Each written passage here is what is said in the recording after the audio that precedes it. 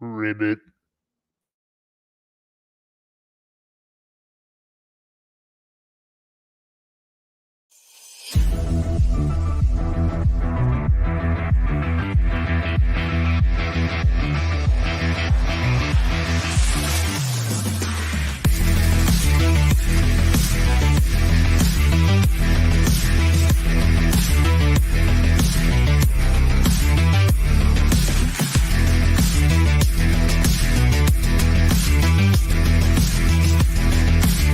One man saying that is fine. If that's your opinion and you're not in it, that's fine. But there is an entire market of millions and millions of people that agree that it is a store of value. So, you can think one thing, but there's also a market, and markets tend to become efficient over time.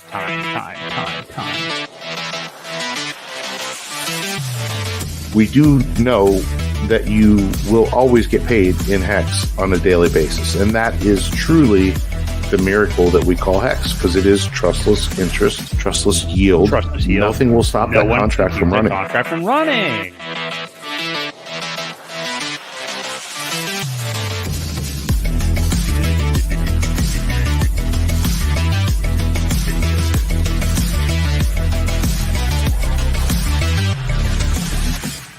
Are you a Chad or are you sad? Welcome everybody to the Creed of Crypto live stream. My name is Boi Crypto, and I have here with me, as always, my friend and co-host Crypto Ewok. Welcome into the show. We got a lot to talk about tonight. We're talking about, are you Chad or are you sad about the current PulseChain prices, as well as really all of crypto prices. We've seen them dip here over the last few days, although a slight pump in the market today with the news of American CPI data coming in a little bit better than expected at a 3.3%. So markets reacted positively to that. Welcome in everybody in the chat so far. Of course, our trusty producer, Take a Break with Jake, has already been in here camping out. So shout out to him. Rob Brown, LFG. Yeah, welcome in, man. We got DJ Moonboy here as well. Let's go. Welcome in, everybody. We got a big show for you tonight. So we're going to talk about we got Harvey Diaz as well. Okay. Not sad. I don't know what that's about, but interesting. Are you sad or are you a Chad? Okay. He's disappointed. Okay. All right. Well, he's somewhere in the middle. He's certainly not a Chad. I guess I'll say that. But hey, we'll talk about disappointment and stuff like that tonight as well. But yeah, we got a lot to talk about tonight. Nice pumpage in the market today. We had a big bridge into the PulseChain ecosystem today. We'll talk about that. Everybody's flipping out about Richard Hart unfollowing people. There was a long stream about it entirely last night. Maybe we'll delve into our thoughts on that a little bit as well. But there's a lot to talk about. It's a bull market. It's crypto time. It is a boring part of the bull market apparently right now, but we got a lot of stuff coming up. So Ewok, how are you and how are you feeling about everything tonight? I'm pretty good. Seeing some things in the Ethereum chart that are kind of bullish, I think, anyway. So at least there's that. I think we're going to have a nice little run up here toward the end of the month. I've seen some it looks bullish, I think. So, yeah, I think everything's good. I'm not butthurt by the unfollowing or anything like that. So, yeah, life is good. Touch some grass with your bare feet and enjoy life a little bit. Yeah, I think I saw Stylo the other day ventured out. He uploaded a video even to prove that he touched some grass really quick. So the other day, so that was always good to see.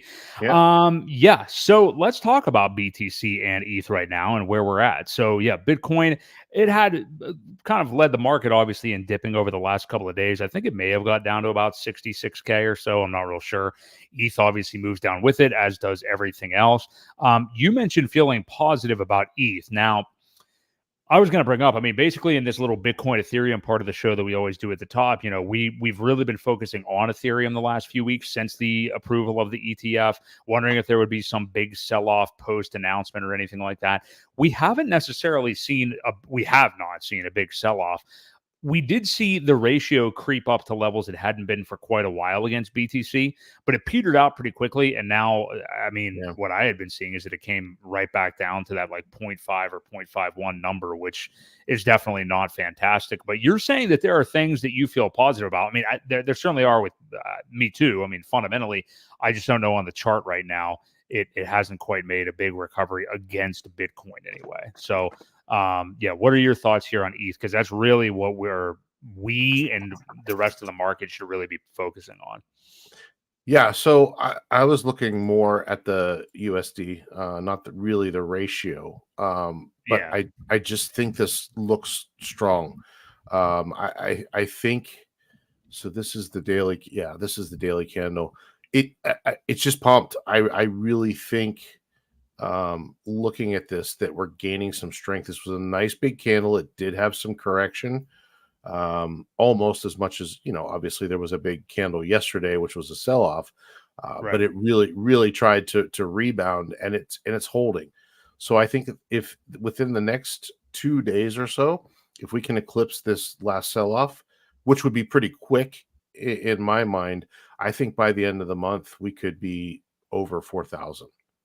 It's just something about, I'm not sure. Like I said, I'm not the best TA guy, but I can see the different patterns. And when they decide to take off, it reminds me of this kind of thing. And then we see a boom. Plus, I think we're going to get some news on the ETF. And I just really think by the end of June, first week of July or so, that we'll be eclipsing this 4,000 and approaching the all time high. I am So, going to have to fix my mic because the stand is falling. So if you want to continue on that point and maybe go further into where your thoughts are on ETH over the next few weeks, because this whole thing is falling off the stand. So I'm gonna okay. let you Yeah, go not for a a minute. problem. And then if you want to transition into the PulseChain stuff, since it'll give you a lot to talk about too, go right ahead. I'll be right back. Okay. Yeah. I mean, I kind of finished that thought. But yeah, so let's go into the pulse chain stuff here. We'll go over the stats and see where we are. Let's share this one. So we've got Pulse at 0.52 SAC rate, which is 40516. Pulse X at 40224, which is, it's creeping up on, what is it, zero point 0.4 of the SAC rate. So incentive token, we had that big injection of capital today that picked up a little bit of incentive. It's up 10%, up to $2.77. We got Hex at 0.00649, and eHex, our favorite redheaded stepchild, 0.0014. So let's take a little look here. We're going to pull up Dex Screener for the pulse chart and see how things are looking here with the USD. So yeah, we are getting a nice little bounce back, nice little recovery here. Things are starting to kind of recover slowly. If we can get a couple days, this is the week candle. So we're on our second green weekly candle so far. This week did pretty much just start. So, we can continue this trend. I'm hoping we're out of the woods. Hopefully we get some bigger injections of funds to see if the sellers are done quite yet or not. I mean, it's really going to depend on how much capital comes in, and when it does, are the sellers exhausted, and do we start to get a run up, or do we get a 50% rise from here and they dump it again? I think what's going to happen is one of these times you're going to get some major sellers that they've been traders. Really, I don't want to call them sellers, but traders are just playing these pumps, and they sell it down and then they try to buy it back cheaper. But I think one of these times, I think the pump is going to get away from them. And when that happens, I really see it kind of taking off, because then everybody has to play catch up, and they end up with a lot less than what they started with by just playing these, you know, trading games that they play. So, just my thought. Um, you're back now. How well can you hear me? Because I had to reposition this. Do you hear me okay? You're good. You're good. Okay. Yeah, no, I'm with you on like some of the recent sell-off. And the big point that I wanted to make here is that we magically saw Pulse with a weekly close that was green finally this past week. Yeah. So that is good. And immediately after that, I made a note. It was Monday morning. We went down right away back to that 4 zeros and a 4.8 number. But as you can see today, off the back of some news that we'll talk about in a minute, that the inflation numbers in the U.S. came in a little bit better than expected. We are seeing it kind of move back up again. So it's really that 50% off the SAC rate that we're really wanting to see. Will it be able to, keep closing over that 5 number that you're talking about, which would be encouraging if we could see that. But I think you're right. A lot of people are playing around in this zone, and there's a lot of whales, obviously, that whenever things start to move up, that they want to exit and things like that. But one of these times, it just isn't going to come back. Now, I don't know that we're in that zone right now. I think because of the fact, we've talked about this double bottoming thing. No, we haven't gone back to the lows from whatever that was, August or whatever. But this is the zone we are bottoming again. This is pretty much, you're right there. It's not a large percentage, and I don't think we're going to be here forever, but I also don't think we're going to just bounce right out immediately. So, well, there's something else to be said too. This level could be the one defending, and we could go back and say, all right, this day here, this 0.0033, whatever it is, I think it's around 3311 or 33 something right there. That was the absolute bottom. And, that could live on forever. Now we're getting into this area where we're finding, a lot of support. And it seems to kind of be holding here. So if somebody is really defending that area, that could make this the all-time low. Instead of really getting a double bottom, this could still be kind of the double bottom that we're looking for. It's close enough, right? Once things start to take off and the it starts to go up, and you zoom out, this level here and this level here are not really much different, because everything really starts to compress when you get to the log chart of what really happens as time goes on. Yeah. And let's talk about that move today. I think you touched on it a minute when I was adjusting things there, but the amount bridged in today, which I think fits into this conversation just because of the fact that we are, pumping a little bit today. So a number that we haven't seen bridged into PulseChain for quite some time, in one clip anyway, 1.3 million came in today. And, we've said this before, neither one of us are like wallet sleuths or anything like that. I just happened to see it on the updates, from one of those Pulse accounts today. But yeah, bridged in over $1 million, bought a little bit of Ink token. I think you did say this, and then PDI as well, which is extremely interesting. And then nothing else quite yet. So we were discussing this off air, but what do you really make of that and the timing of a big bridge like that? Because, usually when we see money like that, it's like, oh, what does this guy know that we don't know? Is it a whale of some sort or something? Because, we saw the CPI thing today, came in a little bit better than expected. I can't imagine that happening with some kind of huge signal for all these gigantic buyers on the sideline. Obviously the market is up, but it just, I don't know. Why do you think we see that move today? I like it obviously either way, but that money coming into PulseChain right now, when seemingly we may have another month or two of this kind of hanging out in this zone or kind of slowly crawling out of here. I'm just curious your thoughts on that, and maybe the choices of what to buy. Really interesting to buy the incentive token and PDI. Raises some questions for me, not in a negative way. I'm just curious, but yeah, what do you make of all that? Well, I think it's just a little bit of front running. I think that obviously it's a whale. I'm trying to find the total amount. I don't know. Do you have that bookmarked? Because it was wrapped ETH, and I'm trying to find the. I don't have it bookmarked, but I sent you a message about it today. So let me. Yeah, you did. I got it. I'll 358 ETH. So 358. So it was $1.3 million. Obviously a whale if they're just casually moving that much around. Wrapped Ethereum, 358 wrapped Ethereum. They've got some money in the market. So, I would consider that whalish behavior. I think they're trying to front run a couple things. Incentive being one. I think that is still, people look at it as the safe play because there is no origin address. There is no origin address owned tokens, I should say. And the PDI is, the Atropa ecosystem is still tied to a lot of things, right? So I think it's just a early speculative kind of front running that's happening. I don't think it's anybody that we know. I mean, it could be somebody we know in the ecosystem, but I don't think it's a large player that I don't think it's Sack Daddy Right. No, I that's agree. doing this. And no, I think it would have been I think it would have been called out had it been one of the addresses that we knew about anyway. So Yeah.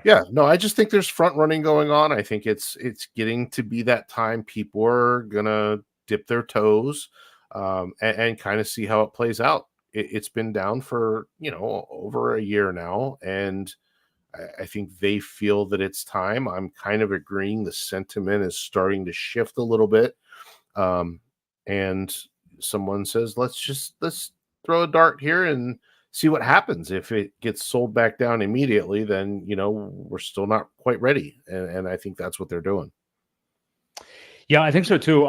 Very interesting because you would consider both those buys to be somewhat speculative, even in this Right. ecosystem. Yeah, I mean, like Ink. There are people out there. I know there are some people like Donovan Jolly from DIY Investing. I know Jenkins, the trader, talks about Ink all the time. Like, there's a lot of people who are extremely bullish on Ink and talk about it all Right. the time, and are like, it's going to do better than everything in this ecosystem when things start to come up. Then there's others. I don't really see anybody trashing it or anything, but then there's others who kind of just like, well, I farm it. I farm it for yield. I appreciate that. Some people even, don't even necessarily keep their Ink stack and use it to DCA into other stuff. I don't think that there is a right or wrong way. But I think I'll say this: I don't want to have like no exposure to Ink. Like, if all you're doing is farming it and not buying it, I wouldn't want to just get rid of all of it or anything. Sure. That's what.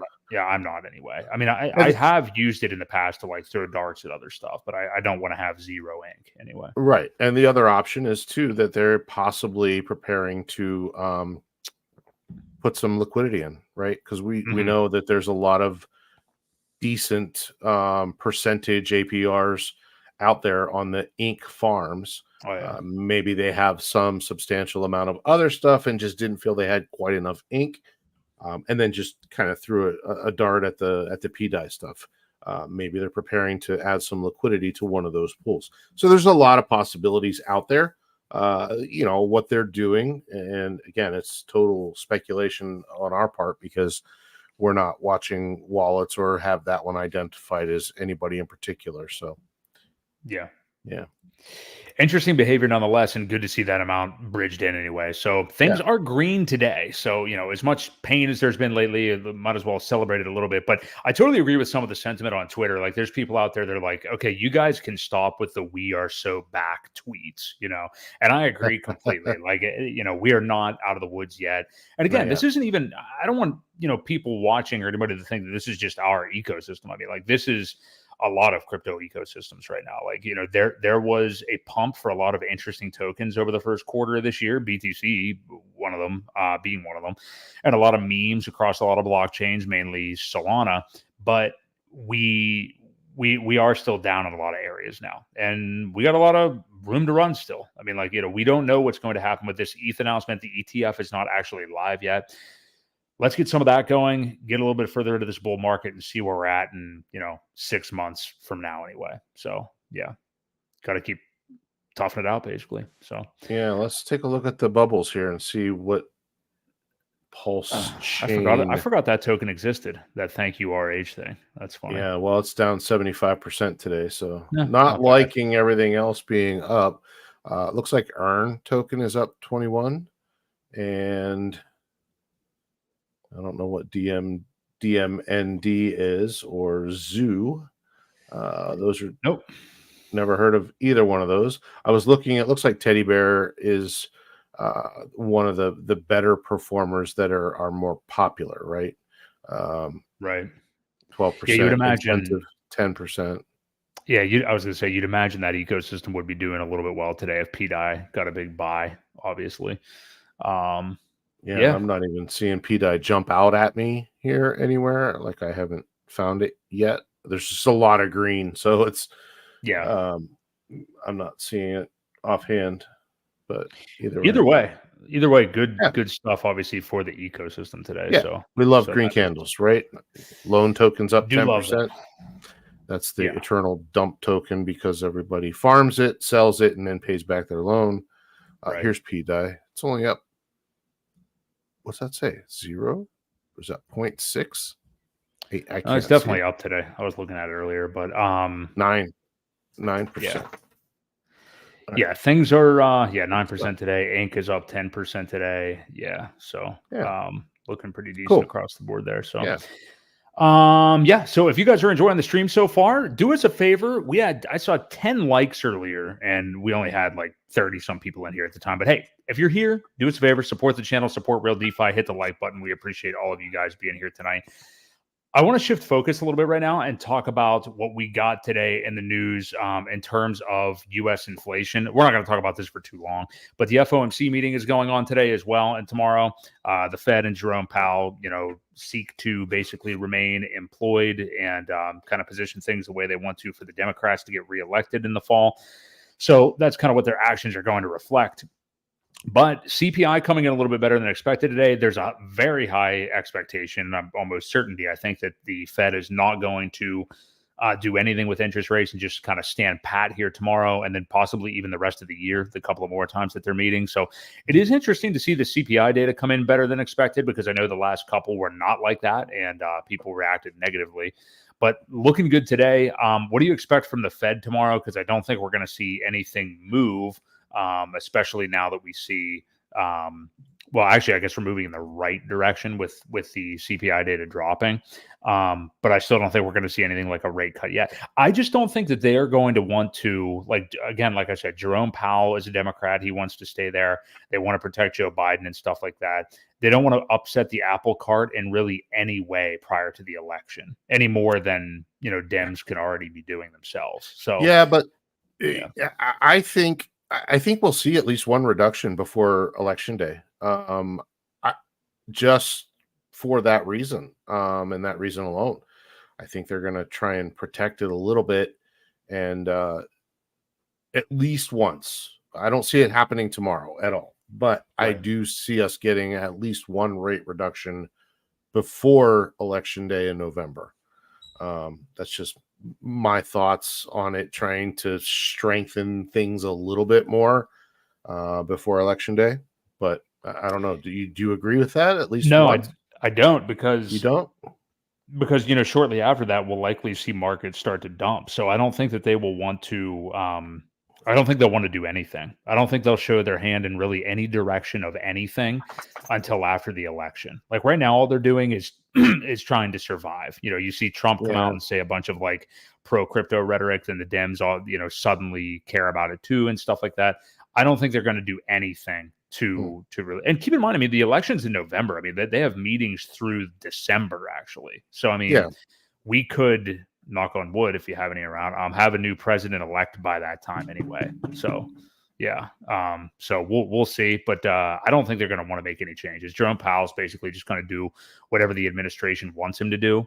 So obviously they're just go ahead. They're obviously just puppets. So sorry, right. I was just going to say, it's kind of sick once you realize that we have a group of people like the Fed, and then of course the SEC too, that are just like a group of unelected officials that get to determine monetary policy in the United States based on like whatever party they belong to. Yep. It's one of those funny things. You go back to the conspiracy theory side of things, and you look at, one of the reasons why JFK was assassinated is because, there's discussion of him trying to dismantle that whole group of people at the Fed and all of that good stuff. It's one of the reasons why they took him out. So trying to pull out of the war too, but they didn't want that happening. So yep. So it just goes to show you how strong they are as unelected people. They've got a lot of power for not being appointed. Or for elected, I'm sorry. Hex Girl, that meeting is today and tomorrow. Usually it's a 2-day thing, and then they announce their decision as far as rates the next day. So tomorrow, or am I lying about that? Maybe today was the second day. Today was the second day. It was yesterday and today. We've had so little action from them on any of this that I lose track now. Like these meetings haven't really been that important for like 6 months now. Cause I mean, there was a time I was just looking at some of our streams from last year. We were discussing like 75-point rate hikes and stuff like that. You know, like every meeting was just like, oh boy, what are they going to do here? How's it going to affect the market? Now it's just like nothing's really going on. So yeah, my bad. I guess that did already happen. And apparently they didn't do anything because I didn't hear anything. So yep, they didn't. They left it the same. Yeah. I don't know. I think tomorrow is their actual announcement. I refuse to let that go. I'm pretty sure it's June 13th. Well, you look it up. And yeah, I'm pretty positive that's tomorrow. I think the first day was today, and then tomorrow is the I thought it was the second. 11th. No, I lied. 12th. Yeah, you're right. It's 11th and 12th. Okay. Well, I missed all that apparently then. So it's all right. You didn't miss anything, man. Apparently I didn't do anything. So and Hex Girl, you didn't miss anything either because they didn't do anything. Yeah. Yeah, exactly. Cool. All right. Well, that covers that topic, I think. Let's move on and welcome in some of you guys that are pouring in here. Thank you, Brownie's Midlife Adventure. I don't remember you from previous streams, so welcome in. Alaska Fisherman, of course. Last few weeks you've been here. Appreciate you joining in as well. Let's see where we are here. So before we get into the Richard talking about, not following other people, because I know people have opinions about that and he unfollowed everybody or whatever.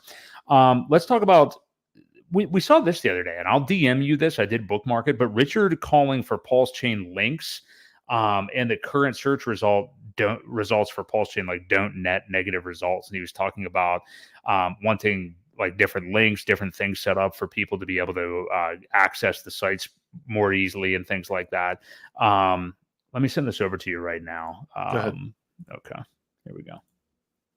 So specifically, he said this on June 7th, and I found it kind of interesting. So he says, how can you win by getting back to basics? Example, SEO, search for PulseChain or whatever you like. You get mostly harmful results. Why? Because you are not doing SEO.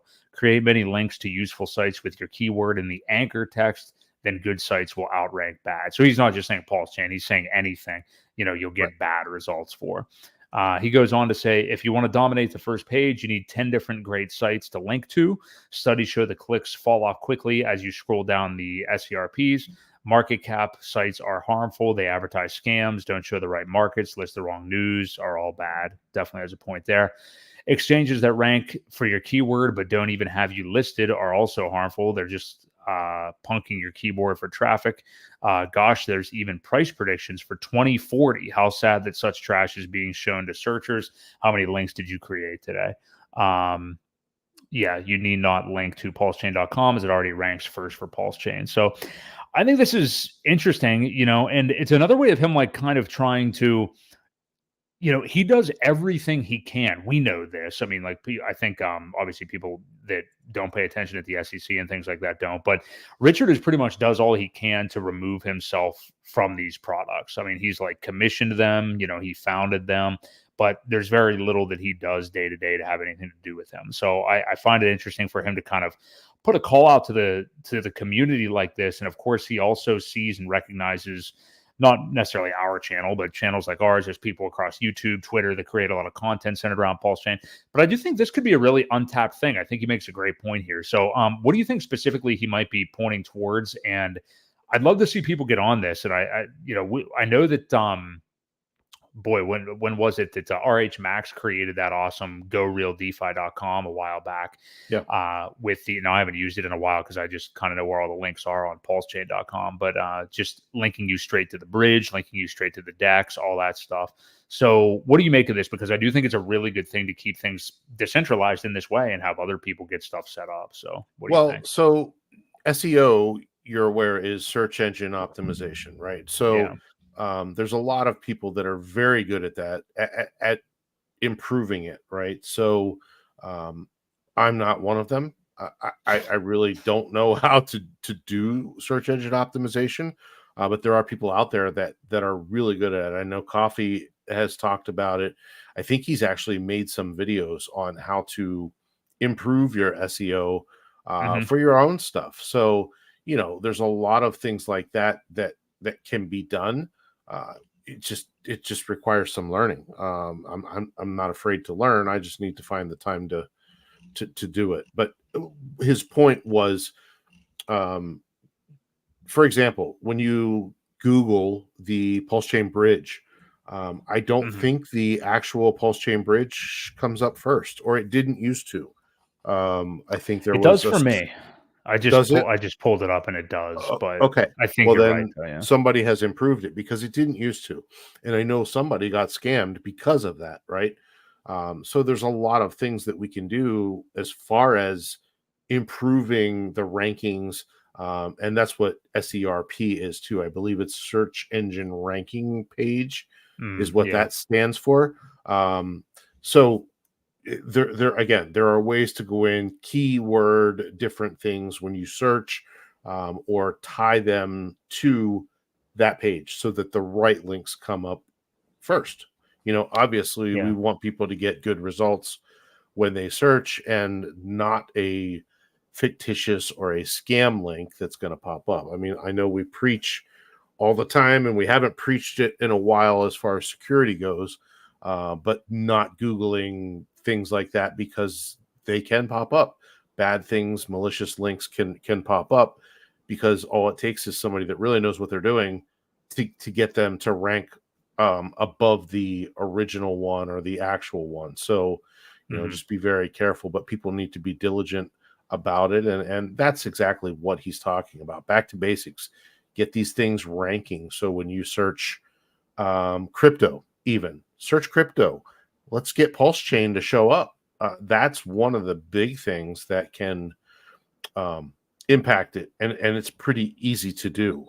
Like I said, I need to go in and do some research on how to do it. I'm sure there's a lot of hashtags and things like that you can link things to that would help it in the rankings. I was going to say, so I did just see this, and this may be what you were referring to, and I do think I remember hearing this in the past, but if you search for PulseChain bridge, so for me, the PulseChain.com bridge comes up. Now, I also have used that specific one many times and have it bookmarked and all this stuff, so there's that. But there is something I've never seen before that I definitely, my inclination is to say that it is some kind of scam, because I have never seen it. I could be wrong, whatever, I don't know. But there is one right after that comes up that is pulsechain-bridge.co that I am not familiar with. I've never seen it before. Not familiar with the site. It doesn't look shady when you click on it. It seems real. And then it says enter app. I don't know what it is though, and I don't need it, so I'm not going to click on anything. Yep, I wouldn't click on it, and I'm not familiar with it either. There is a, I forget what the name of the site is. I'll look for it while you're. Are you talking about another bridge?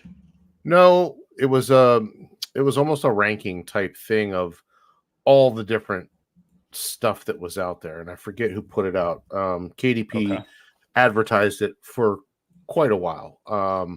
Is it from the PulseCoin list website? Because it has like a list of it has bridges right on there. Do you see that one .co anywhere? Pulse. I'll look it up. This site looks like it's not even being upkept anymore, practically. Pulse. List. Yeah. I'm on pulsecoinlist.com and their bridges, but it only has like 3 listed and there's no links or anything. I'm not sure what's going on there. It doesn't look. Oh, here they are. Okay, now I see the actual list. Simple Swap, StealthX, which I've heard of, Rubik Exchange, Portal X, Tokens Express. I actually used that once and it was good. Change Now, Block Blend, which we've talked about before, Let's Exchange, Heart Bridge, never heard of that, Pulse LN, which I've heard of, Pulse Ramp. And that's all it's got. Now it doesn't have Spark Swap there, and it doesn't have the actual bridge like from pulsechain.com. So that doesn't, I don't think it contains everything necessarily, but that's the ones that they list on there anyway. So I'm fairly certain that one I see out there is not legit. So yeah, that's a caution to people to be careful. Like that's why we don't do that. I mean, like we would, I mean, we also have now bridged a million times, but I'm not going to just Google PulseChain bridge or something like that and click on something. I would want to go to the source, go to pulsechain.com and use the bridge that way, So Pulse Ramp is the official bridge, I think. Oh, okay. I didn't realize. Yes, that leads to bridge. Oh, yes, it is. Because that's what it used to be originally. It was known as Pulse Ramp. But they fixed it. So yes, that is the actual one on that ranking. So yeah. Okay. Cool. They do list it last, but yeah. But definitely good to have those things, collected in one spot. Yeah. Definitely not seeing that other one. Okay.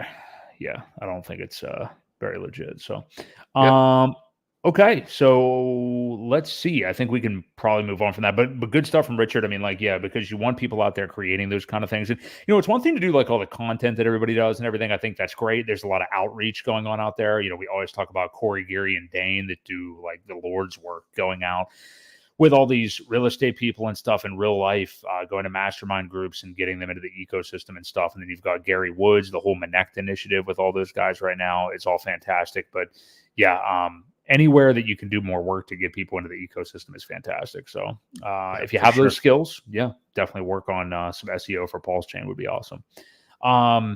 Okay, so let's talk about the unfollow gate that everybody's all upset about. So I think that we're going to have probably, I don't know about a unique take, but at least one that I don't know that I've heard too much of anyway. And it looks like our potential guest may be in the green room now. And this actually might be a good topic to throw his way to start off. Let's bring KG in.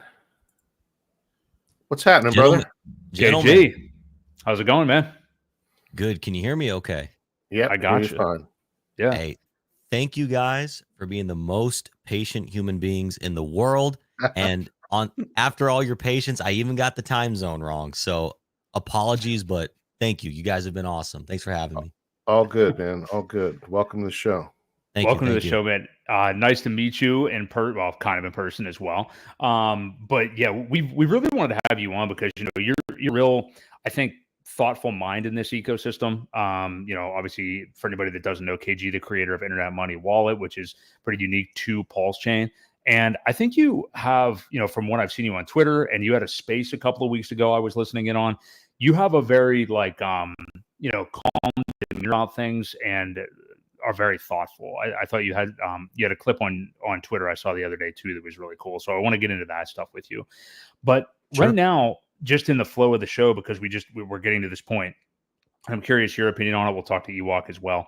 So Richard, of course, everybody the other day is, some people, not everybody, people are up in arms that, okay, he started to unfollow people. I actually think I have the tweet bookmarked, and I think I sent it to you as well, Ewok. You may even have it on hand anyway. Let me see here. So he started off the thread just by saying the founder of Bitcoin isn't known for following anyone on X, worked well. And then he just said this account also follows 0 people. When you don't really read Twitter but follow people, you have no idea what trash might be fed by the algo to your followers. Thus, to protect your followers, it's safer to follow no one. No one can claim buy this trash. RH follows me and ethics win. So I don't know how many people he was actually following, but he went off on a couple of tweets about that. And there you go, Ewok. KG, I'm interested in your thoughts on that, because my opinion of it is, to me, it made sense for him to probably never really follow anyone, just because some people do, I think, use it as an endorsement by de facto. This guy's following me, whatever product I may be creating or whatever thoughts I have, he endorses, which I think is naive. I can't imagine anybody would actually think that, but some do. So I think this was a good move. He never followed me, so I wouldn't be worried either way. But I'm interested to hear your thoughts on it. As a guy who does have a product out there that is held in high regard, especially in the PulseChain, circle, what are your thoughts on this? Do you think it was a necessary step by RH? And I'd just like to hear your thoughts on this whole thing. Sure. No, this has definitely been a hot topic in the community, has it not? Yeah. And I can see both sides of the argument in that people believe that by Richard following them, it is a form of support. And now I'll speak from the perspective of Richard was following both myself and the Internet Money Project Twitter. Now, we never took that as an endorsement because, again, like you said, that's a stretch. Is every single person you're following an endorsement of that person?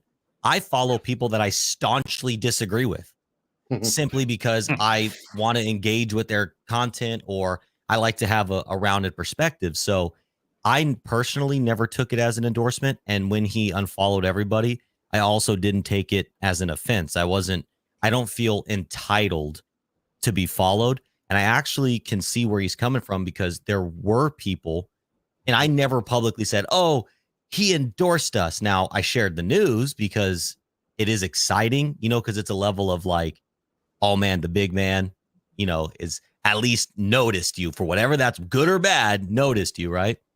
So I can see where he's come from, because there were people out there who were using it as a true endorsement. Like I saw explicit Richard Hart endorses this product or this person's content. So it was getting kind of dangerous. And then it also added the element of, hey, if he wasn't following you, that said something, and I put it in quotes because it shouldn't have, that said something that maybe you were a bad person, or what you were talking about wasn't good enough, when what you were talking about could have been the best thing in the world. So it started to become this metric of validation and approval. And so I think it made a lot of sense for him to say, I'm just going to unfollow everybody. And that way I'm not pseudo endorsing people or people exploiting me, or I'm not hurting people that I'm not following. So I think it kind of leveled things. Yeah, I agree with that. I the way I see it, he did follow me as well. And I think I had told you this in the green room before. I viewed it as a badge of honor. I was here early. He followed a lot of us early. That didn't obviously piss him off along the way somewhere or another. And, I never looked at it as an endorsement. I never launched anything myself. So, I wouldn't look at it that way. But I do agree. There were some out there that used it to their advantage. Whether, he really did endorse them, or whether he just clicked that button that said follow at one point and never noticed what they were doing, if he liked it or not. So yeah, it could have been very dangerous. But another way to look at it is, does it free up people now to speak more freely without the worry of having him unfollow or block or whatever? I think it allows people to be their creative selves without having to worry about that anymore. So as much as people look at it as a bad thing, I think it could be a good thing too. So yeah, it really didn't bother me one way or another. I never used it as an accolade or anything like that. I was proud of it, obviously, that he followed me, but I didn't make it known. I hear exactly what you're saying, because I know that also some people tailored their speech as to not lose that follow. Right. And so I think, all things considered, if there's negative, maybe, you could argue maybe there's a possible negative, but if anything, it's a net positive, probably. Yeah. That it occurred. Sure. I think so too. Echoing what you said, Ewok. Yeah, I saw Travon actually tweeted this today. That people that really were tailoring what they said. Also, as you said, KG, to what RH might want to hear, they're now free to shill whatever meme coins they want to, because they're not going to lose and unfollow or anything like that. Right. Maybe it was Katie finally coming around to the Tang Gang or something. I don't know what it was. something made RH unfollow everybody. So, but no, I do think it's a good thing. And I don't think anybody should have ever, anytime you're tailoring what you're saying to appease or appeal to somebody else, I don't think you're really acting with the best intentions, anyway. But yeah, I think it's great. And Ewok and I were saying earlier too, plenty of times RH has just publicly said, maybe not an endorsement, but he say, hey, a lot of people use Hedron.pro or whatever, and he's shouted out like other people like that. So I think as long as he does that it's fine. But I didn't really have any other thoughts on it. Did you have any other stuff on that, KG or Ewok? Nope. Well, I guess the final thought to your point, he actually, because he sent out 3 tweets in about a month time frame. He said positive things about the PH ecosystem. He said positive things about liquid loans, and then he said some positive things about internet money. And even when he said, though, still didn't use it as an endorsement. And to this day, I've never called it an endorsement. I say exactly what it was. He said positive things, and that was a great day, for him to, because not only as the project founder, but even Vitalik talks about products on Ethereum. Charles Hoskinson talks about products on Cardano. Brian Armstrong talks about products on base chain. So it's not crazy that Richard is talking about products that are built on his chain. I think there's an element in this community, though, that if Richard says something, there's a little more fanaticism about it, maybe. Oh yeah, and I don't know if little more is the yeah, you're probably right. Yeah. There's some fanaticism about it, and yeah, I think people may take the good things he says and the bad things he says a little too far, because at the end of the day, incredibly talented individual, incredibly intelligent individual, still a man like the rest of us. Yeah, very true.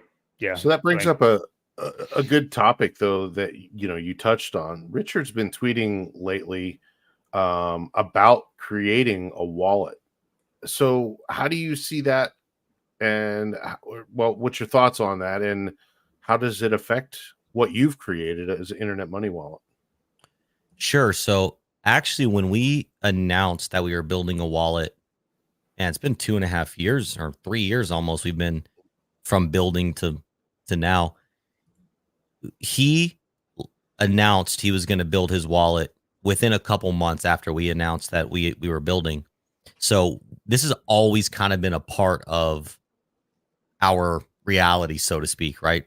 Yeah. With the tweet that he came out with, though, it kind of, I think, serves us well, honestly, because his tweet basically said, I'm building a wallet with not that many features. If that tweet was cryptic for saying, hey, here's what my wallet's going to have, maybe he legitimately was just sharing an idea, right? Maybe that wasn't in reference to his wallet at all. But if it was, he said, limit the coins you can send, give you the ability to take away the ability to interact with dApps. Well, then the internet money wallet and his product wouldn't even be in the same category of things. Right. Because you can do everything in crypto on the internet money wallet. Yeah, there's risks with that, but I mean, there's risks with freedom. So should we take away freedom because there's risks? I can't say I agree with him on that particular philosophy there. Right. Fair enough. Yeah, I mean, it may be one of those wallets with training wheels type things where you can onboard people. Sure. Give them a wallet to use, give them the security and the opportunity not to hurt themselves. So, and then once they get a little more experienced, obviously, then we can branch out into the internet monies and the rabbies and the things like that are out there that are, obviously have a little bit more functionality and ability to work with the dApps. So that's a good answer. No, and that's a really fair point. I mean, because we all know this, the biggest thing in crypto that holds crypto back is accessibility. So yeah, maybe that's the target market he's going to go for, is only the people who are maybe moving off of centralized exchanges right into DeFi. And maybe the Richard Hart wallet becomes the first stop. And then when they're like, okay, I've learned a little bit more, they go out, they do their own research, then yeah, like you said, they can expand into these other, I don't know what the different term would be, but DeFi wallets. Sure. Yep. Yeah, that's an interesting point by you too, that it isn't what he tweeted, and I actually forgot about that tweet, so I'm glad you brought that up. But what he tweeted about a wallet it wouldn't really be something that would even compete with you, I don't think, or anything, and even if it did, I mean, everybody's kind of looking to do that anyway. I mean, that's what makes products better, is healthy competition. So it is interesting. I don't know why, for some reason, when he tweeted about that, I wasn't even looking at it as a hint to what he could or could not be having worked on in the background. Maybe I should remember to read between the lines with his tweets, obviously, but yeah, definitely interesting for sure. Ewok, did you have another one, or did you want me to go here with? Okay, go ahead. So, 20 years. I have to ask you this, and we're kind of jumping, all over the place here, but I really want to talk mindset for a second with you, KG, because again, I really like the way that you kind of break things down. I think very thoughtful way that you present things. I tuned into about 20 to 30 minutes of that space that you did. It was a couple Sundays ago. and I don't know who the other guy was, but it was you and him for like the first 25 minutes were just talking about like price and where, mindset of everybody right now. And I found it, like a grounding, good conversation. It was very calm, which you don't really find in crypto anywhere. So that's appreciated. And then I saw your video here on Twitter the other day where you were talking about like what actually is success. And I don't think that is, I think some people hear that and it's like this, they might look at that as the starting of like, oh, are you moving the goalposts on us now? Like I'm not supposed to have the dreams that I did before. I didn't look at it that way. I'm not, maybe I'm making that up. Maybe nobody thought that, but I found that video was about 4 minutes, like really refreshing because it was talking about what do you actually deem success? Because we're in this culture right now that it is, we've got smartphones. Everybody has, every social media app and everything, and you can see everything that everybody else is doing. And on one hand, it's fantastic that like three guys like us that are like-minded can sit here and communicate in this way, which we never would have been able to, 30 years ago or whatever. But now I can see how Andrew Tate allegedly lives. I can see how like all these people lives and these crazy lifestyles they have, and they're telling young men that they have to do this and have to do that to be successful. And I thought you made a great video because you were saying like, hey, you literally said one of my interests. You were like, hey, maybe an interest for you is like just being out in a cabin in the woods and you're happy, And I think that's really interesting, and it's healthy for people to hear that right now, especially when prices are down and they don't know how long this crypto journey is going to last. Is like, what is your actual definition of success? So I was wondering if you could like expound a little bit on those points and tell us specifically how that's helped you over the years, because you obviously have done work to like cultivate that. You weren't just born thinking that way. I mean, especially with all that we're subjected to right now, like I just said, it's very hard to rewire yourself that way when you see all these other people having massive success. So whatever direction you want to take it there, I'm just really interested on your thought process on all that. Well, first of all, I appreciate you giving me the opportunity to talk about these things. I enjoy talking about crypto. I love crypto, but at the foundation of who I am as a person and you could argue my greatest passion is comparative philosophy and religion, just because I think those three big questions that no human being has ever been able to answer. And we've been talking about it since human beings could talk. Where did we come from? What are we doing here? Where are we going? This whole bookshelf. Yeah. That's what all those books are behind me. So I think it is very important for people to hear that message. And it's not me moving the goalpost. It's actually me exposing another side of myself that's always been here that maybe I've been a little more nervous to share, because I mean, I could have used other language too in that video, which I'm glad you liked and appreciate that. But there's even some language that I might start to use that they might say, is KG on, is he on some other type of drugs? We need to check in on him. But, so I want to build up to like really saying the things that I want to say. And, you might call it the spiritual, the mindset realm. But so it's always been a part of me. It's just coming out. It's not new. But reason why I was inspired to share that message is because I do see a lot of people, and myself too, a lot of content you'll see me tweet about or videos I make. It's actually messages to myself. I'm speaking to myself. So it helps me to reflect on and articulate things out. But it actually came a part of my life when I was getting my real estate license about 8 years ago at this point.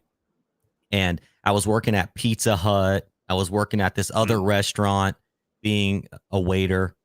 And I was introduced to this book called Think and Grow Rich. If you haven't read the book or even listened to the audiobook, that's how I read it, was via audiobook. And then this is another little thing. You can get absolute inspiration, wisdom from the most unlikely places. If you've seen The Matrix, there's Morpheus in the movie. A Morpheus for me was a dishwasher at the restaurant. The guy that nobody would pay attention to, this guy completely pulled me out, because I had been introduced to Think and Grow Rich, but he had already read it. He was already way deep down that rabbit hole. And maybe you could argue he wasn't applying it because he was a dishwasher, but he was the happiest person that I interacted with. Every time I had a new crazy idea, he had already thought about it for years before me. He was an older guy. So and this is all leading up to a point. Thank you. Apologies for the longer answer.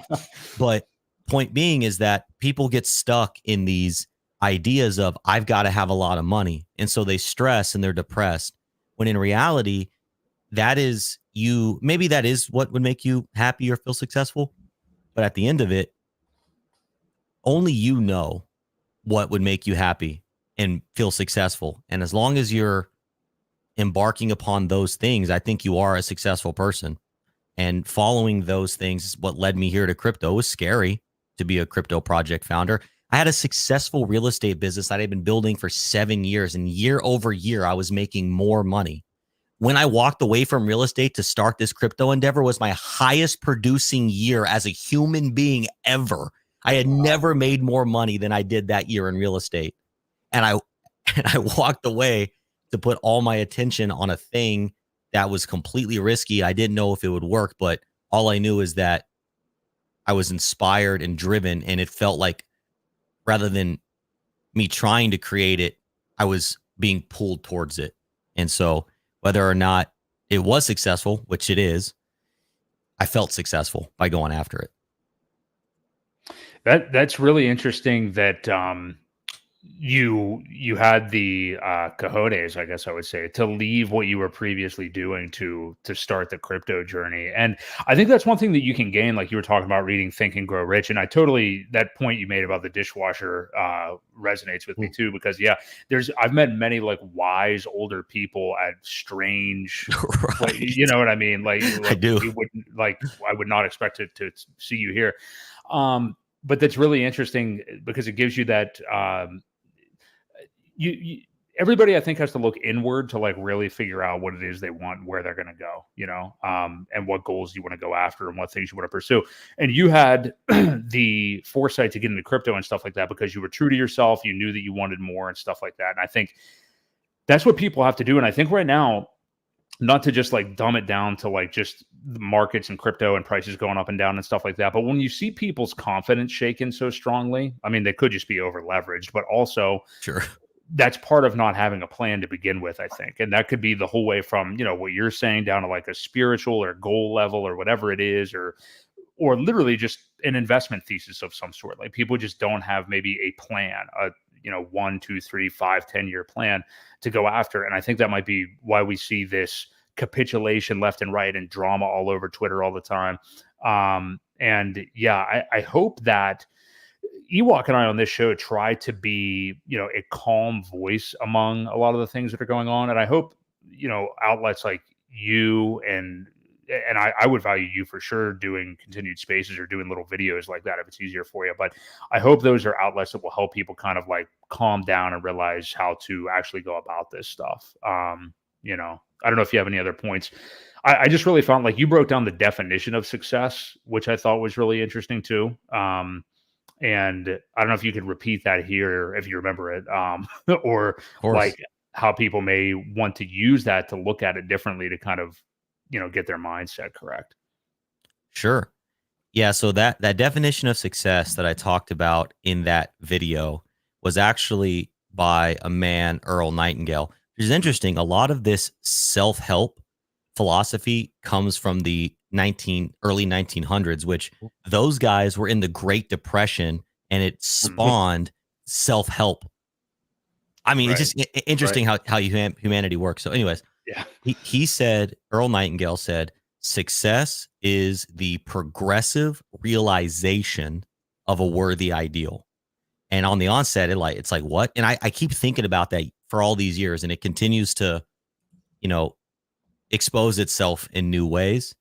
And basically what I take from that is, so you have a progressive realization where realization, okay, bear with me for a moment. So the suffix ization means to create or to make real, to bring into life. So a realization is a creating, bringing to life of a real thing. So the progressive realization is the continual bringing to life, right? You're not poofing magic into existence. You are working towards and bringing something to life. It's progressive. It's continual. There's no end date, right? Really, people who often experience the phenomenon of success don't stop when they get there. There is no there, so to speak, right?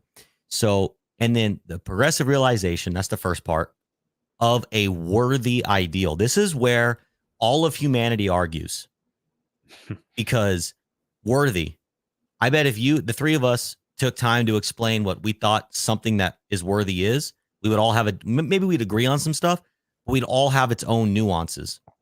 And so that's why I like to use the example of, Jeff Bezos in Amazon mega whatever.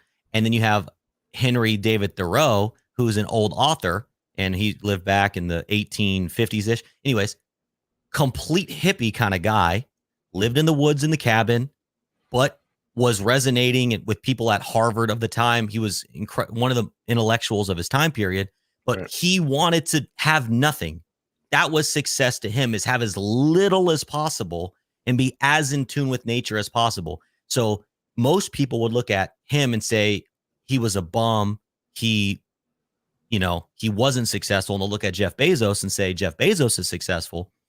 But Thoreau deemed worthiness as minimalism, and Bezos deems worthiness as the opposite of that. All the things, literally. Right. I want to get it to you by a drone. So it is up to the person to decide what is worthy of spending their time working towards creating it. And that's what that, definition, in my opinion, ultimately means. And the biggest thing people struggle with is they get scared, which is totally normal. Bob Proctor actually talks about this concept of the terror barrier, that people approach this barrier ready to blast into their dreams. And it's a decision that they either bounce back into their old bad habits that are holding them down, or they blast through it, right? So it's this concept of terror barrier. Most people get hit with that and go back because it's their family, their friends, their partners, their own insecurities. They say, nah, just be safe. You can't do it. You can't be successful. That's not what you're supposed to do. And then they go back, and then most people just live miserable and depressed. And, so it is scary to pursue your dreams. And especially because you're putting yourself out there and you're thinking, what if people don't accept it? So I think that ultimately answers your question of breaking down that definition. I wish I could say it in less words, but it's hard to do that. No, matter of fact, you spawned some Earl Nightingale love in the chat. So that is there we go. Yeah. But definitely appreciate that. Yeah, it definitely is. I like the concept of the terror barrier too. And I think that's something that if a lot of people, if you're in crypto and you've got a lot of your life savings in it and you've worked this hard, you're up against that terror barrier, basically. Shout out Frank Molina. We saw him in the chat a minute ago. Appreciate it. DJ and Moonboy, we'll get to you here in just a second, unless you want to now, Ewok. There's no good way to transition out of that answer and question. I thought that was really good. But Ewok, what direction do you want to take it from here? Let's read DJ and Moonboy's question, because it kind of ties into one of the things that I had mentioned. So let's read that. Stop. I'll hands off. Go ahead. It says, KG, I downloaded your wallet a few months ago. Really like it. You may have since changed it, but I really struggled with being able to read the seed words due to the size and font. Thanks for being on the show and all you do. And thank you for the $19.99 tip, DJ and Moonboy. So this goes back to one of the questions that I had written down, and I honestly have had this complaint, I guess it would be, from three different people, and that is the most scary part of a wallet is your seed phrase. And each one of them had said, man, when these words pop up, they're so hard to read. I'm nervous I'm not getting the right, because a lot of the letters, I don't know if it's the font, I don't know if it's the size, or what it is. But have you heard that anywhere else, or have you thought about possibly changing it, or is this the first you're hearing of it from anybody? So this is something that we've heard of relatively recently. I'm going to assume the people, and I could be wrong, and if I am wrong, please tell me, because hey, we can only grow if people tell us what's wrong, is they were probably on Chrome, and maybe it is mobile, but what we've noticed is the font that we used on certain browser resolutions can appear kind of like the letters bleed together. And in the short term, you can overcome that by zooming in. It'll like unbleed them, I guess. So you can get a really clear view of them. But in the in the near term future, we're just going to change the font completely because we shouldn't have. This is the thing about software. You're down to resolutions on computers bleeding certain font types together, So ultimately, yes, that is going to be enhanced. Cool. Well, that's an easy fix, right? I mean, if it were like I send funds and things aren't working, that's a big problem, right? But obviously the seed phrase is though the key to all of this. If you ever want back in it and you lose it, so I mean, however it's very important. It seems to be a pretty easy fix. So again, I just wanted to bring that up to you that I've heard it a couple times. I was hoping that you had too, and you guys were working on something if you haven't already. But no, that's awesome. Good to hear. Well, first of all, Dejin Moonboy, thank you for being a part of it. Yep. Crypto Ewok, thank you for onboarding and enough times to hear some feedback. I appreciate that. Yeah. So that leads me into my next question. For those who don't know, we wanted to have you on here. Tell everybody what Internet Money Wallet is, and kind of lead into what the time token does as well. The best you can for a couple minutes here, and we'll give them the best overview you can, and tell us why you created what you did. Sure, absolutely. Appreciate the opportunity to speak on it. So for those who don't know, I am the founder of internetmoney.io. Got the website here, and we are a multi-chain EVM wallet.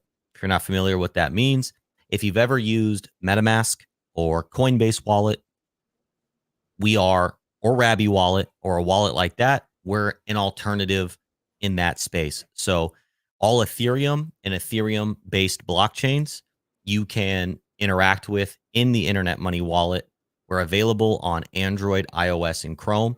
We've got a lot of cool features, and one of the main differences two of the main differences between our wallet and the other wallets I named and others out there is for the PulseChain community is we are native to and optimized for PulseChain. So like if you download MetaMask, for example, you're automatically on Ethereum. And when you download the Internet Money Wallet, you're automatically on PulseChain. So there are other wallets out there that support PulseChain, like MetaMask, like Rabby. But the problem is they're not optimized for PulseChain. So some people with what they're doing have a fine experience. But being that we're in the wallet space, we literally hear about it all day, every day, that MetaMask and Rabby, people are having more stuck transactions. They're getting weird errors. And those teams, they might get to it, but they're not focused on it. Whereas in our reality, PulseChain is our home base. And so when something like that happens, it's fixed. And people may think, oh, all of these EVM chains are the same. Like they are and they're not. Every piece of software has its own nuances and it has to be accommodated for. So we provide the best experience from a wallet in terms of transacting on PulseChain. But the second biggest thing that we have we are the only wallet in existence that has this is we have an in-app swap feature. Now, other wallets do have that, but the main difference between ours and the other wallet swap feature is A, we're less expensive than the major competitors, and B, we share 100% of the revenue that the swap generates, whereas the competitors keep 100% of the revenue. So you're paying more and you're getting nothing. In our wallet, you're paying less and you're getting some share of 100%. And so that is done in the form of our token Time. Now, Time Dividend is the full name, but the ticker is Time. It currently exists on Ethereum, Binance, PulseChain, and Polygon. And so depending on what chain you hold it on, you earn revenue on that chain. And it is because 100% of the revenue is going to time holders. Let's say you hold 1% of the time supply, you're earning 1% of the revenue. It's directly proportional to how much you hold. So you can't be diluted because no more time tokens are being minted. Actually, it's the opposite. It's deflating, but we'll get into that later. So if you, depending on what chain you hold time on, you're earning passive income on that chain. And the form of the token you're earning passive income in is actually the native coin. So if you're holding time on PulseChain, you're earning PLS. If you're holding time on Ethereum, you're earning ETH and BNB and Matic and whatever chain we launch on. So that's why time doesn't deflate, because you're not getting time tokens as rewards. You're literally getting the most sought after asset on all of these chains. And there's no staking, there's no locking. Time remains liquid 100%. So that's the high level overview. Nice. So just to reiterate that, you don't have to stake it. You don't have to do anything. All you do is hold the token, and your rewards come back as what? More time, more pulse, whatever network it's on. Not what time. are the right? Time is done. There's no more of that. It's not inflationary at all. So what are the rewards or your benefits paid in? So again, if you're holding time on, let's use PulseChain as an example. Yep. You're earning PLS. You earn the native coin, the gas coin. Perfect. Great. I just wanted to make that clear for everybody. I appreciate it. That's a very important aspect. Yep. Cool. Broke Boy, go ahead with your. Did you? Yeah. Well, okay. I think this might take us to the end of the show. So we kind of both have a hard stop at 8 p.m. Eastern here, but I know Ewok had thoughts on this as well. But we would be remiss if we did not bring up the Minect initiative that you were just involved in. You, Brandon Davis, obviously Rags to Riches, and Gary Woods all did better than I think all of our wildest dreams in this Minect contest that Patrick Bet David ran from Valuetainment. We all watched it for, how long did it run? Was it like a couple of months there? It felt like anyway, maybe a month and a half, possibly. Yeah. It was so crazy watching all of you guys bounce up and down the leaderboard, pretty much all maintaining around a top 10 ranking, and then dueling with names like Tulsi Gabbard the whole way up and down. It was just fantastic to see all that, knowing that like not only was it 3 crypto dudes, but also 3 PulseChain dudes. Right. Which was cool to see. And obviously, you guys offer more than just shilling PulseChain to that app. I mean, there's many questions that they can ask. Ultimately, with Gary coming out on top, which you were leading for a while, KG. Brandon, I think, was leading for maybe the most out of you 3, from what I can remember. It seemed that way from just when I was looking. But just insane to have you all wind up in the top 5 by the time this thing is over.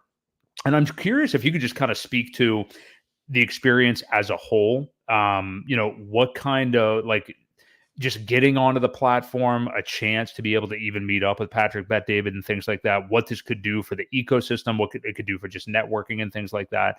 And maybe just some of the experiences that you had with people that reached out to you. Was it stuff like what we're talking about tonight in terms of like crypto wallet security stuff, crypto investing, like what kind of stuff is it? How's your experience been with the Minect app? But, first off, I think we all say thank you, obviously, to you for sure, for representing our community in that way, because, Ewok and I talk about it all the time. Like, I think there's different levels of people that do things for this ecosystem, and there's like chart watchers just at home that don't do much other than invest, which Richard Hart kind of called out the other day. There's people that do create content and stuff like that, like we do, or Twitters and things like that. But then there's people that really do great outreach and are creating real products like you do. So yeah, I'm just really interested on all angles of this Minect thing and what you got out of that experience so far. Sure. Appreciate the opportunity to speak on it. And I want to say, just if it's okay with you, one more thing about the wallet that I think is important, and then I'll transition into the Minect answer. That's okay. Yeah. Mm-hmm. So one thing, because I know you guys got a hard stop. So one thing I really wanted people to know to finish the wallet thought was we do have the in-app swap on those 4 chains, but actually the wallet is the best place to swap on PulseChain. We have an in-app DEX aggregator, and we aggregate to more liquidity sources than any other place on PulseChain. Someone might say, oh, what about Pateus? We also aggregate to Pateus. So if Pateus is the best place to swap, that option will be presented to you and you could swap there.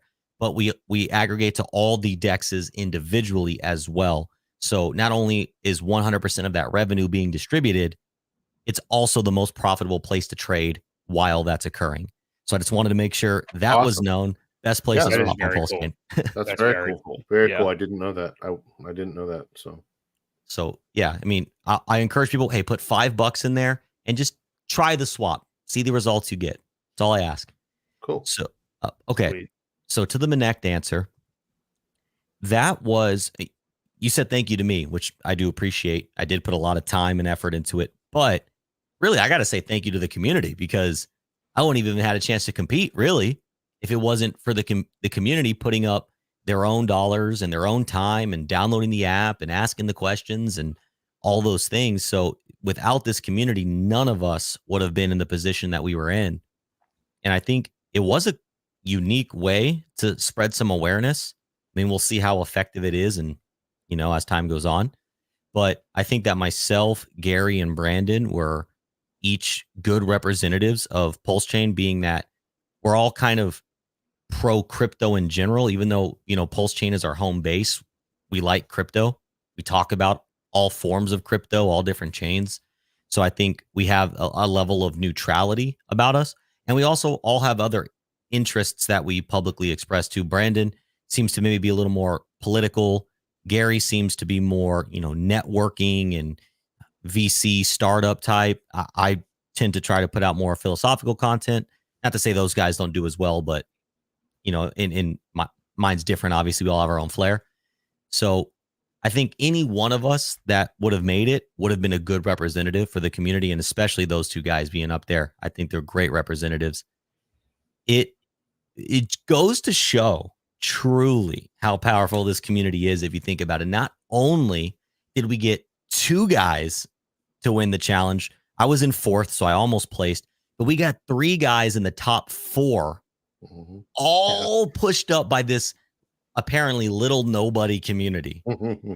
Competing with real names, like you said, Tulsi Gabbard on the government level.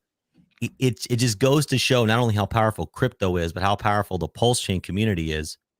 And I was getting all kinds of questions. I mean, the questions I was getting was, I got people, the most common set of questions I got from people I didn't recognize was like, how do I get started in crypto? And so obviously I pointed them to the Internet Money Wallet. I introduced in the chains like PulseChain. So how many people did that actually onboard? I don't know, but I do know that I got dozens of questions centered around, how do I crypto? So all in all, only a positive thing. We as a community, we miss 100% of the shots we don't take.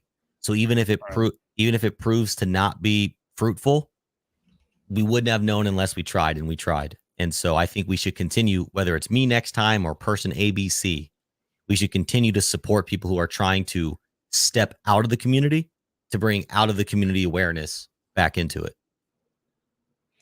Totally agree, and well said.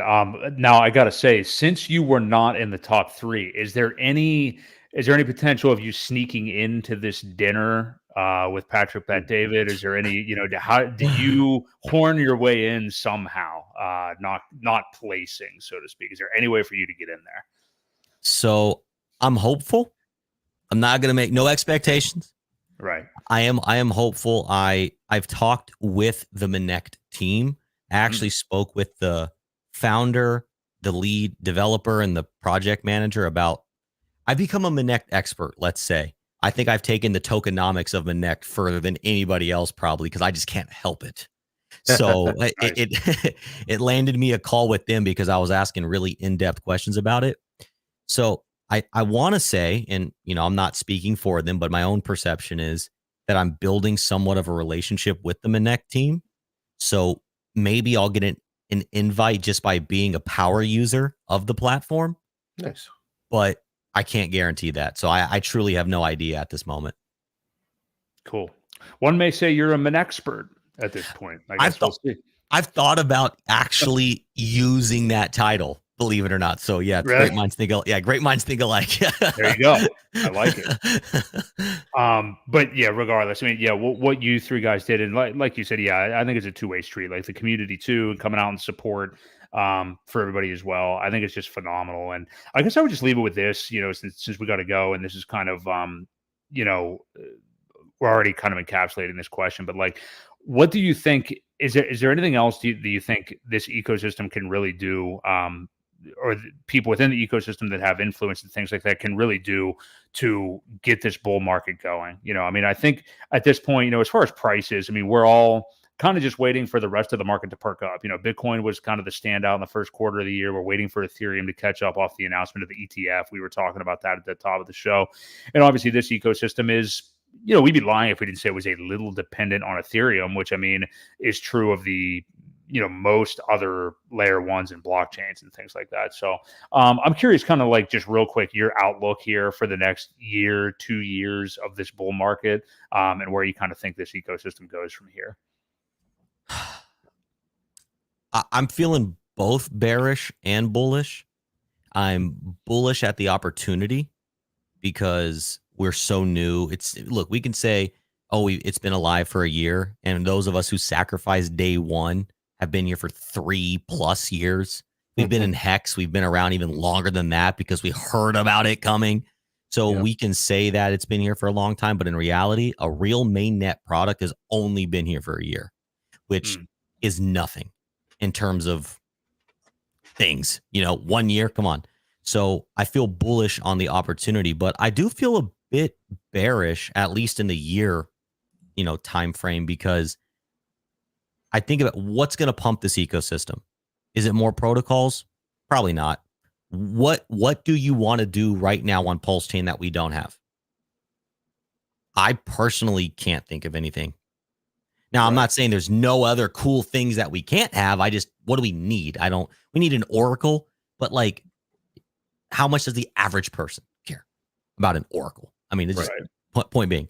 So I think, we have the government suppression, the biggest rug pullers in the world, absolute mobster gangsters, suppressing Richard. And then you have Richard, who seems to be you've seen that Homer Simpson meme where like he goes into the bushes. Oh, that's one of my favorites. Yeah, it kind of seems like that's what Richard's doing a little bit. Not that I think he's rugging or scamming or anything in that respect, but I think he's probably being told by his attorneys, like, don't do anything. Like, don't give him any ammo. Yeah. So I kind of feel like his silence is going to be prolonged until he's, the case settles. And if the case settles positively for him, then he's going to be able to talk. Yeah. Huh? Look out. I mean, it's look out. Exactly. Yeah. If it settles negative for him, who knows? Maybe one of the settlement things is he can never talk about crypto or PulseChain again. It's not something that's out of the realm of possibility. So I think I'm bearish in the short term, but bullish in the long term is my overall PulseChain outlook right now.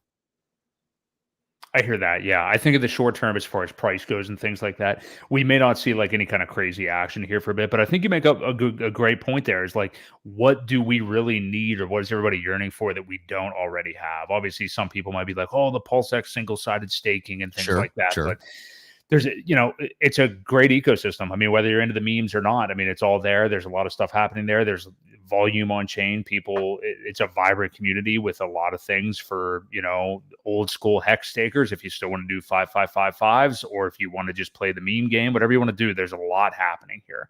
And, no other DEX in crypto is like PulseX with its buy and burn, And speaking of PulseX, speaking of your points right there, Frank Molina with a couple of great chats in the chat tonight, another guy who likes to think long-term, has a great long-term outlook, very bullish long-term for the ecosystem. So, him, two great minds that we've had on this show that echo the similar sentiment. So, and I just wonder, has anybody ever had that ruling, KG, that you know of, that they're not allowed to speak of what they are professed professionals or experts in before? Are you aware of any other cases that ended that way where they weren't allowed to talk about it anymore?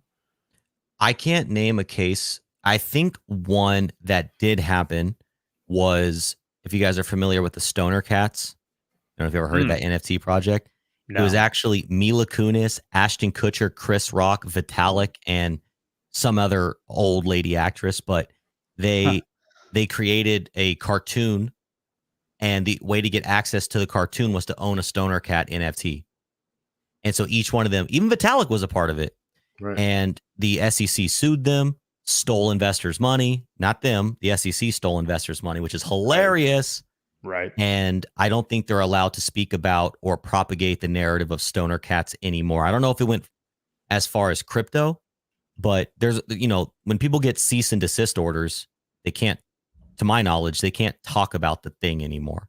It's part of ceasing and desisting. And so, yeah, and because Vitalik still talks about crypto, obviously. Exactly. So I don't think it was that, but exactly. So,